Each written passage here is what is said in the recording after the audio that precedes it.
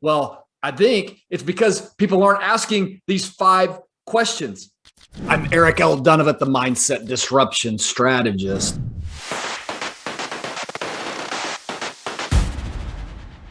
Let's talk about generational wealth. There's 5 questions every family needs to be asking in 2022. So let's get to it. What is generational wealth? Well, the idea is we look at today and we say, you know what? As I look at my children and my grandchildren, and I look generations ahead, what I want to do is I want to create opportunities to bless them financially, spiritually, and with anything else I can so that they have a chance and opportunities that maybe I didn't have in my lifetime, right? That's the idea of generational wealth. But if we look at how it goes, the statistics don't look good. 70% of generational wealth fails after 1 generation. 90% of family generational wealth fails after 3 generations. Terrible, terrible statistics. And we have to ask the question, why is that happening? Well, I think it's because people aren't asking these 5 questions. So let's go through the 5 questions that we need to be asking around generational wealth before we make decisions on specifically what it is we're doing. Question number 1, why? Why should we leave generational wealth? It may sound like a crazy question. Like, what do you mean, Eric? You said it all to begin with. I want to give my family a leg up. I want to give them opportunities. Well, here's the real question. Are you just trying to leave them money for the sake of piling something up so that they can take a certain income without having to work, or they're not having to put anything into it? I don't think anybody wants that. Here's the real question. Are you doing it to ensure that you pass on relationship and wisdom? Because what I've found to be true is passing on relationship and wisdom matters a whole lot more than passing on the financial. And so our why, the purpose for leaving generational wealth, what I find too often is people just get this idea and they get excited about generational wealth. Yeah, that makes a whole lot of sense. But without any why, without any purpose behind it, it all falls flat. Nothing goes well. It's why we end up with the statistics that we have. The other thing that I think we need to ask is question number 2, right? So once we figure out why are we leaving generational wealth? And remember, I made the comment that what we're looking for is relationship and for wisdom. So let's ask the question, when? When am I going to leave generational wealth? Well, here's the sad part, right? So if you were to sit down with an attorney or with someone else to walk through that question, they're probably going to help you think about leaving generational wealth after you're dead, right? After you're gone. Well, this whole when question gets to be a big deal if you stop and think about it. Because at the end of the day, the likelihood is you're going to live to 90 or longer, either you or your spouse. That's what we find to be true based on health and everything else we're seeing, right? So if you're going to live 90 and beyond, how old are your kids going to be? If I live to 90, my kids are going to be in their 60s. Can I tell you something? I hope my kids have figured their own lives out by the time that they're 60. But here's what I know, because I've got kids that are in their 20s and the kids are a little bit younger than that. And I've partnered with other families to help them think their families through this strategically. Do you know when your kids need money? When they're getting started. But at the same time, you don't want to stunt their growth, right? You don't want to give them too much. At the same time, you want to give them opportunities. So what would it look like to help them with college? Would that be generational wealth? You bet it would. What about helping them make a down payment on a home? What about helping a mom stay home and take care of the kids while one of them goes to work? What about helping them start a business? Do you see all these ideas that would create generational wealth if you did it during their lifetime when they needed the money the most? This when question is so important. But the other thing that happens on that when, go back to the why. We said we wanted to pass on wisdom.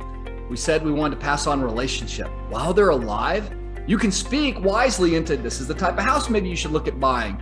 Here's the way, if we're going to do a business, maybe we kind of help each other think through the business. And I can tell you some of the things I've learned running a business, right? There's wisdom that you're passing along. You're seeing how they're taking care of it. So we ask, Why are we leaving an inheritance? We look at this and we change our frame on when we're leaving an inheritance. And then we get to question number 3, which is super important. We can't even answer question 2 without answering question 3, which is, what is the impact of this inheritance going to make? Right? So the things that I was just describing, what if you gave we said lifetime inheritance. When should we leave a lifetime inheritance? What if you gave $1 million to a completely irresponsible 20-year-old? That could do a lot of damage, right? So we said when, but if we didn't think about what the impact could be, it could have disastrous consequences, right? So what is the impact of this inheritance going to be? Is it going to be a blessing to them? Can we position it in a way where it does build relationship and it does build wisdom? Or is the potential of leaving this inheritance at the wrong time, this generational wealth at the wrong time, is the potential inside of that we actually damage relationship? Or we actually damage the wisdom process because of the structure?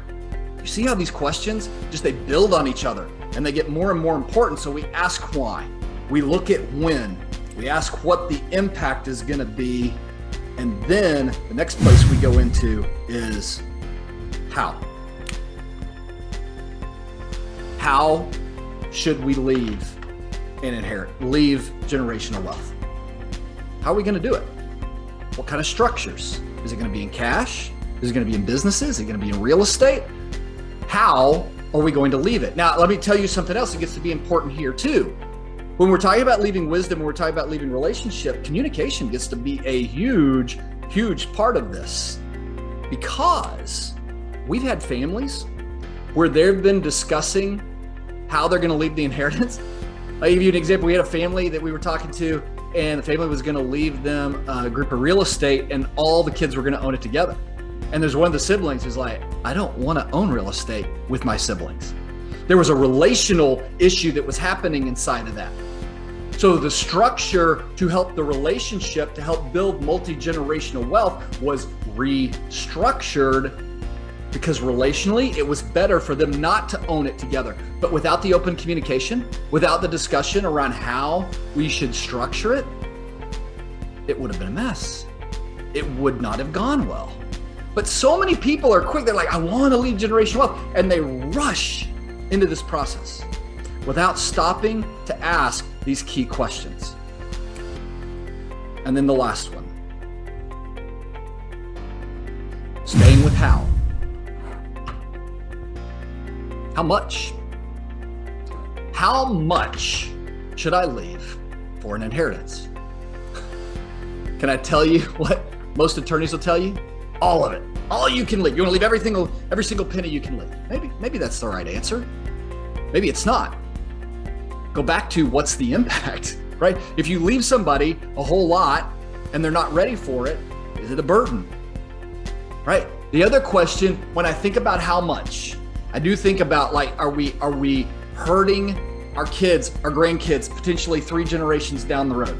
Are we hurting that in when we're leaving and how much we're leaving? But here's the other thing that I think you have to consider. Does it have to be equal?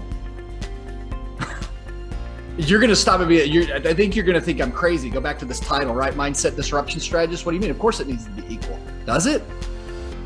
Are each one of your kids equally prepared to take advantage of the inheritance? Are each one of your children and grandchildren in equal need of the inheritance? What if you've got a child who's dedicated themselves to the mission field or to ministry or something like that has felt called there, that will never accumulate much, but your financial blessing would free them up to do things inside of that ministry? And then you've got another child who's super successfully financially. Do you need to bless them both the same?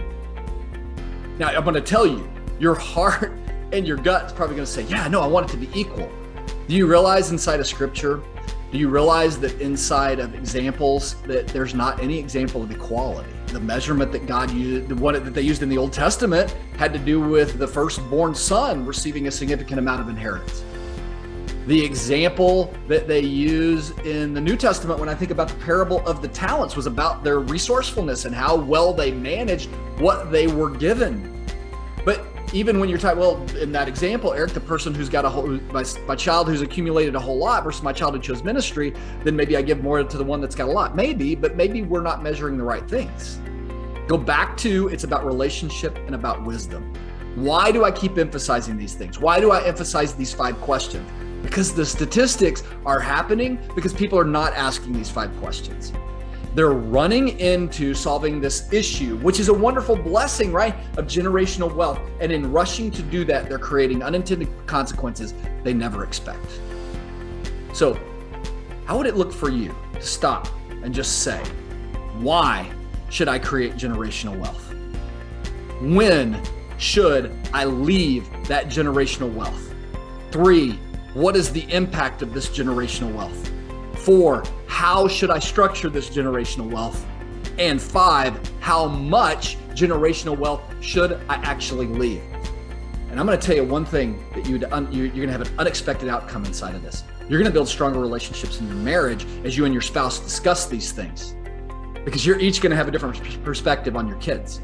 You're also going to build a stronger relationship with your children and your grandchildren as you're having lifetime discussions around things that matter. Generational wealth is about making an impact for today, for tomorrow, for generations to come, and honestly, for eternity. This is about generations of impact. And if you want to do it right, you've got to slow down.